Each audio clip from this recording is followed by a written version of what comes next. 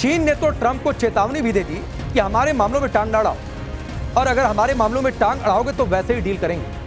अगर हॉर्मुज पर अमेरिकी नाकेबंदी जारी रहती है तो जाहिर सी बात है एक नया कॉन्फ्लिक्ट देखने को मिल सकता है, एक नया मोर्चा, एक नया फ्रंट खुल सकता है। और इस बार अमेरिका के सामने ईरान नहीं होगा, ईरान तो पहले से है, इस बार चीन होगा, जिसमें ट्रंप की नाकाबंदी फेल हो गई और देखते ही देखते कैसे निकल गए चाइनीज जहाज और ईरान युद्ध में कूद पड़ा है चीन, इसकी बातचीत अब ईरान के लिए लड़ने को तैयार है चीन और रूस। उधर हड़बड़ाए ट्रंप ने आज प्रधानमंत्री मोदी को अचानक फोन लगाकर 40 मिनट तक क्या बातचीत की, लोग इसकी चर्चा कर रहे हैं। ईरान युद्ध ने ट्रंप को पूरी दुनिया के सामने एक्सपोज कर दिया है। ट्रंप जो फैसला ले रहे हैं वो बैकफायर हो जा रहा है। आप देखिए कि ट्रंप ने पहले से बंद हॉर्मुज स्ट्रेट को और बंद करने के लिए उसके आगे एक ब्लॉकेड लगा दिया, जिसका चीन ने जमकर विरोध किया। चीन ने तो ट्रंप को चेतावनी भी दे दी कि हमारे मामलों में टांग ना अड़ाओ, और अगर हमारे मामलों में टांग अड़ाओगे तो वैसे ही डील करेंगे। अगर हॉर्मुज पर अमेरिकी नाकेबंदी जारी रहती है तो जाहिर सी बात है एक नया कॉन्फ्लिक्ट देखने को मिल सकता है, एक नया मोर्चा, एक नया फ्रंट खुल सकता है। और इस बार अमेरिका के सामने ईरान नहीं होगा, ईरान तो पहले से है, इस बार चीन होगा, और वो चीन जो ईरान का भी सहयोगी है और हर हाल में हॉर्मुज को खुले रखना चाहता है। आप देखिए कि ईरान ने अमेरिका और उसके सहयोगियों के लिए हॉर्मुज बंद किया है। चीन, भारत समेत कुल 5 देश ऐसे हैं जिनके जहाज हॉर्मुज से आ और जा सकते हैं। ईरान ने इसका पहले ही ऐलान कर दिया था। अमेरिका ने सभी देशों के लिए स्टेट ऑफ हॉर्मुज बंद कर दिया है। अब मामला ईरान बनाम अमेरिका का नहीं है, बल्कि यह मामला उससे आगे बढ़ गया है। अमेरिका वर्सेस ऑल हो चुका है। हॉर्मुज पर अमेरिकी नाकेबंदी का चीन विरोध कर रहा है।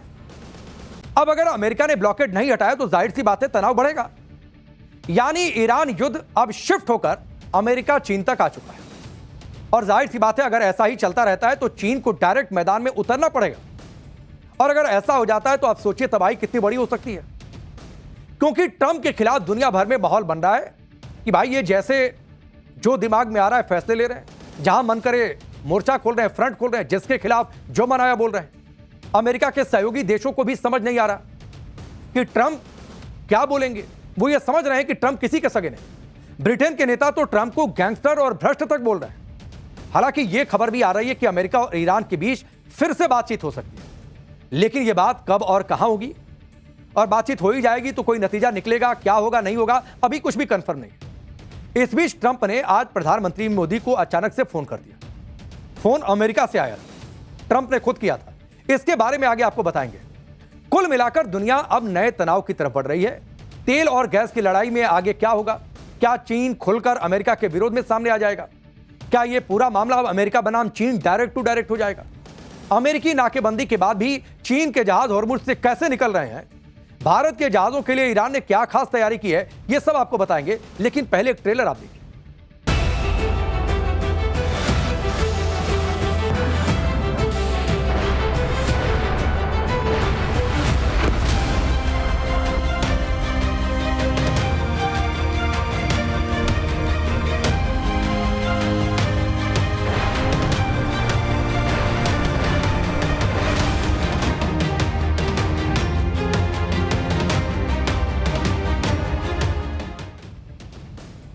ईरान युद्ध में चीन कैसे कूद पड़ा है और कैसे अमेरिका को चुनौती दे रहा है वो आपको बताएंगे, लेकिन एक बड़ा अपडेट आपको पहले बताते हैं। ईरान युद्ध, सीज फायर और हॉर्मुज संकट के बीच आज अमेरिकी राष्ट्रपति ट्रंप ने पीएम मोदी को डायरेक्ट फोन किया। सीज फायर के बाद ट्रंप और पीएम मोदी की यह पहली बात है।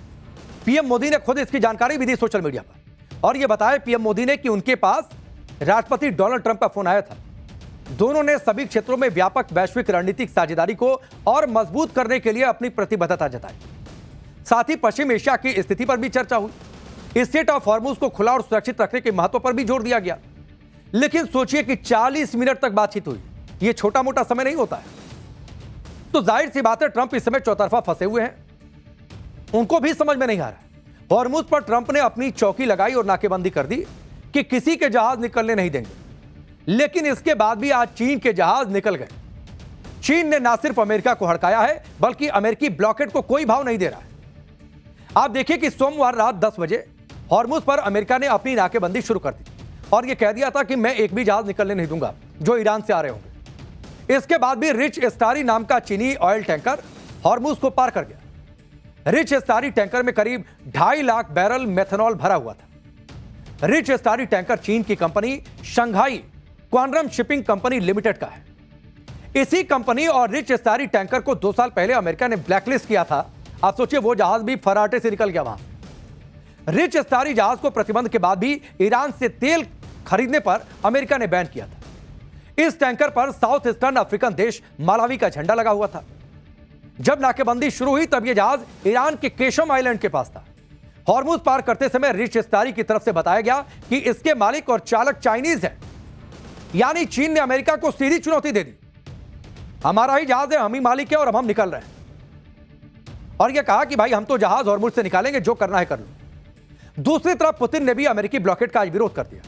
चीन और रूस खुलकर ईरान के साथ आकर खड़े हो गए हैं और अमेरिकी ब्लॉकेट के विरोध में हैं और यह संदेश दे रहे हैं कि यह दादागिरी चलेगी नहीं समुद्र में। अमेरिका के पूरे तामझाम और ब्लॉकेट के बाद भी चीन का जहाज हॉर्मुज से निकल गया। और दूसरी तरफ ट्रंप हैं जो समझ नहीं पा रहे हैं कि उनको करना क्या है। एक तरफ ट्रंप ने हॉर्मुज ब्लॉक किया है और दूसरी तरफ खुद कह रहे हैं कि जहाज आराम से निकल रहे हैं, तो ब्लॉकेट किस बात का। ट्रंप ने क्या कहा वो भी आप जानिए। हॉर्मुज में ब्लॉकेट शुरू होने के बाद कल 34 जहाज वहां से गुजरे हैं, जो हॉर्मुज बंद होने के बाद से सबसे बड़ा आंकड़ा है।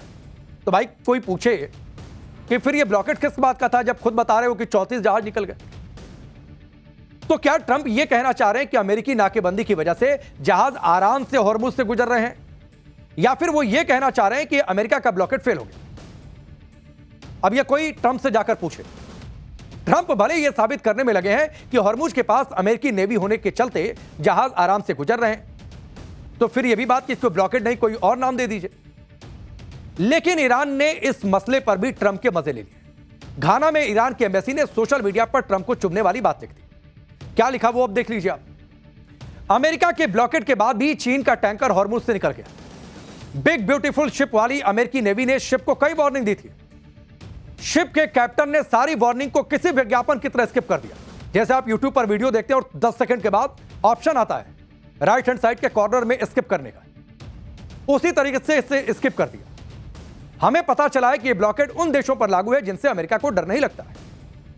पहले ऐसे देशों की लिस्ट बहुत लंबी हुआ करती थी, लेकिन अब यह लिस्ट कम होती जा रही है। तो ईरान मजे ले रहा है। यानी ईरान कहना चाह रहा है कि जिन देशों से अमेरिका को डर लगता है उनके जहाज को वो रोक नहीं रहा है। हॉर्मुज में अमेरिकी नाकेबंदी के खिलाफ चीन तो खुलकर आ चुका है, दूसरी तरफ अमेरिका के सहयोगी देश भी इससे खुश नहीं है। वॉल स्ट्रीट जर्नल में एक रिपोर्ट छपी और इस रिपोर्ट के मुताबिक सऊदी अरब ने अमेरिका से कहा है कि वो हॉर्मुज पर अपनी नाकेबंदी को हटा लें। सऊदी अरब को डर है कि अमेरिकी नाकेबंदी से मामला आगे बिगड़ सकता है और इसका सबसे ज्यादा नुकसान खाड़ी देशों में ही उसी पर होगा। ईरान लाल सागर में बाब अल मंडेब को बंद करके जवाब इसका दे सकता है, यह सऊदी बता रहा है अमेरिका को। बाब अल मंडेब को बंद करने के लिए ईरानी हूती को एक्टिवेट कर सकता है, क्योंकि हूती ईरान को सपोर्ट करता है, उसके मिलिशिया के तौर पर काम करता है। ऐसा होने पर सऊदी अरब एक और ऑयल एक्सपोर्ट रूट को खो देगा। हॉर्मुज और बाब अल मंडेब के बंद होने से खाड़ी देशों का तेल एक्सपोर्ट ठप हो जाएगा और जाहिर सी बात है इसका असर उनकी इकोनॉमी पर पड़ेगा। सऊदी अरब ने अमेरिका से कहा है कि वो ईरान पर बातचीत के लिए दबाव डाले और बातचीत से आप रास्ते का समाधान निकालिए। अब लड़ने का दौर खत्म हो गया, लड़कर देख लिया, कुछ निकला नहीं हल उससे। यानी हर देश परेशान है, जो अमेरिका के साथ है वो भी परेशान है और सभी को लग रहा है कि हॉर्मुज में ब्लॉकेट का मुद्दा और एस्केलेट हो सकता है और ये एस्केलेट हुआ तो ये मामला और बिगड़ता जाएगा। हालांकि कुछ देश हैं जिनके जहाज हॉर्मुज से निकल रहे हैं और इन देशों में भारत भी शामिल है। अब हमारा स्पेशल सेगमेंट सोचा है कभी, वो सवाल जो दिमाग की बत्ती जला दे। आज हर किसी के पास मोबाइल फोन है जिसमें कई तरह के ऐप आप हमेशा डाउनलोड भी करते रहते हैं। चैटिंग के ऐप हैं, बैंकिंग के ऐप हैं, शॉपिंग ऐप हैं, टिकट बुकिंग ऐप हैं और भी न जाने कैसे कैसे ऐप लोग डाउनलोड कर लेते हैं। लेकिन क्या आपने कभी सोचा है कि बिना सोचे समझे मोबाइल में ऐप डाउनलोड करके आप कितनी बड़ी मुसीबत में फंस सकते हैं। दरअसल एक गलत ऐप डाउनलोड करने से आपकी सारी सेविंग्स मिनटों में गायब हो सकती है। गलत ऐप डाउनलोड करने से आपका कैमरा हैक हो सकता है, सोशल मीडिया कंटेंट आपका हैक हो सकता है जो आपके मोबाइल में है। भारत में 2020 से 2025 के बीच फर्जी ऐप और अन्य माध्यम से हुए फ्रॉड से 52,000 करोड़ रुपए का नुकसान हुआ है। अकेले साल 2025 में भारतीयों को 20,000 करोड़ रुपए की चपत लग गई। गलत और फर्जी ऐप डाउनलोड करने से आई मुसीबत की वजह से ये कई लोग आत्महत्या तक कर चुके हैं। कोई भी ऐप डाउनलोड करने से पहले उसके बारे में अच्छे से रिसर्च करें, क्या क्या वो आपसे परमिशन मांग रहा है इसकी भी जानकारी लें। किसी भी ऐप को डाउनलोड करने से पहले उसकी रेटिंग जरूर देखें, उसके फीडबैक आप जरूर देखें। सिर्फ 3, 4 या 5 स्टार रेटिंग देखकर ऐप डाउनलोड ना कर लें। यह जरूर देखें कि वो रेटिंग कितने लोगों ने दी है। यह भी चेक करिए कि ऐप को कितने लोगों ने डाउनलोड किया है।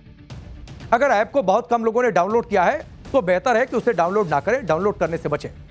जैसे व्हाट्सएप का नया वर्जन दिख रहा है और उसके डाउनलोड कम है तो समझ जाएं कि यह फेक है और यह दरअसल आपके मोबाइल फोन को हैक करने के लिए। ऐप इंस्टॉल करने से पहले पेज पर स्क्रॉल डाउन करके नीचे डेटा सेफ्टी या फिर परमिशन सेक्शन में जरूर जाएं। यहां देखें कि ऐप आपसे क्या क्या परमिशन मांग रहा है। अगर कोई साधारण कैलकुलेटर ऐप आपसे कॉन्टैक्ट्स, गैलरी या लोकेशन की परमिशन मांग रहा है तो समझ जाए कि फेक हो सकता है। कैलकुलेटर को क्या जरूरत है? ऐप को सिर्फ वही एक्सेस मांगना चाहिए जो उसके काम के लिए जरूरी हो। ऐप डाउनलोड करने से पहले अबाउट दिस ऐप में जाकर देखें कि ऐप आखिरी बार कब अपडेट हुआ था। अगर ऐप 6 महीने या फिर 1 साल से अपडेट नहीं हुआ है तो उसे डाउनलोड बिल्कुल ना करें। तो आगे से सावधान रहिए। कोई ऐप दिखे तो फट से क्लिक करके डाउनलोड नहीं करना है, उसकी पूरी जानकारी लेनी है, वरना नुकसान हो जाएगा और लंबा नुकसान। वक्त यहां पर ब्रेक का, फिर आपसे मुलाकात। जीरो हमने इन्वेंट किया, हमने बताया दुनिया को जहां योग है वहां रोग नहीं। सबसे पुरानी सभ्यता है हमारी। गुलामी से तो और देश भी लड़े भाई, पर आजादी के लिए अहिंसा का रास्ता बस हमारा था। अपने पसीने से जमीन सींचता किसान और घर में घुसकर मारने वाले जवान, बस इसी मिट्टी ने जने। इसके हाथ ने जब थामा जज्बा तो इतिहास रचे। कदम बढ़ाए तो चांद का वो हिस्सा चूमा भाई जहां कोई कभी नहीं पहुंचा। आज पूरी दुनिया में शान से लहरा रहा है तिरंगा और इसके पीछे है गर्व से भरी अनगिनत कहानियां जो लिखी जा चुकी हैं और लिखी जा रही हैं, जिन्हें मैं सुनाऊंगा राष्ट्रगर्व रोज शाम 6:25 पर।